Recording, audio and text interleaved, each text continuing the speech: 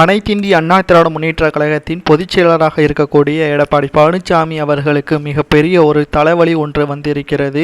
நாடாளுமன்ற தேர்தலில் தற்பொழுது வரை எந்த ஒரு கட்சிகளும் கூட்டணிக்கு வருவதற்கு தயாராக இல்லை. தற்பொழுது செங்கோட்டையன் மற்றும் ஜெயக்குமார் இவர்களுக்கு இடையான நிலவி வரும் போட்டி தேர்தல்களில் மிகப்பெரிய ஒரு ஏமாற்றத்தை தான் தரும் என்று தற்பொழுது எடப்பாடி பழனிசாமி அவர்கள் புரிந்து கொண்டு விட்டார். வடசென்னையே ஜெயக்குமார் அவர்களின் மகன் ஜெயதீபன் அவர்களுக்கு கொடுக்க வேண்டும் என்று ஏற்கனவே தற்பொழுது சத்தியமும் பெறப்பட்டது ஜெயக்குமார் அவர்கள் எடப்பாடி பழனிசாமி அவர்களிடம். அதற்காகத்தான் பன்னீர்செல்வம் அவர்களை கடுமையாக எதிர்க்கவும் ஆரம்பித்தார். ஆனால் தற்பொழுது ஜெயக்குமார் அவர்களுக்கு மகனுக்கு கொடுக்காமல் கோவையைச் சேர்ந்த மிக முக்கியமான, அதுவும் எடப்பாடி பழனிசாமி அவர்களின் உறவினருக்கு அந்த தொகுதி கொடுக்கப்படுவதாகவும் ஏற்கனவே கூட்டணி இல்லாத விரக்தியில் எடப்பாடி பழனிசாமி இருப்பதாகவும் தகவல்கள் வெளியாகி இருக்கிறது. இந்த நிலையில் ஜெயக்குமார் அவர்களாலும் எடப்பாடி பழனிசாமி அவர்கள் மிக மனவேதனை அடைந்திருக்கிறார். இந்த சூழ்நிலையில் தென் மாவட்டங்களில் OPS அவர்களுக்கு ஆதரவு தெரிவிக்கக்கூடிய அதிமுகவின் தொண்டர்கள்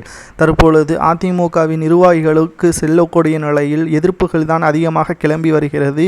தேவைப்பட்டால் OPS அவர்களுக்கு நான் எப்போ வேண்டுமானாலும் ஆதரவை தெரிவிப்பேன், எனக்கு என்னுடைய சமூகத்தில் உள்ள மக்கள் தான் எனக்கு முக்கியம் என்று செங்கோட்டையன் அவர்களும் தற்பொழுது அந்தர்வல்டி அடித்திருக்கிறார். இதனால் அதிர்ச்சியில் ஒட்டுமொத்த அதிமுகவில் உள்ள நிர்வாகிகள் தற்பொழுது எடப்பாடி பழனிசாமியின் காலை வாரிவிடும் அளவிற்குத்தான் துணிந்து விட்டார்கள் என்று தற்பொழுது இணையதளங்களில் சவுக்கு சங்கர் அவர்களும் குறிப்பாக OPS அவர்களின் ஆதரவாளராக இருக்கக்கூடிய வைத்திலிங்கம் அவர்களும் கூறியுள்ளார்.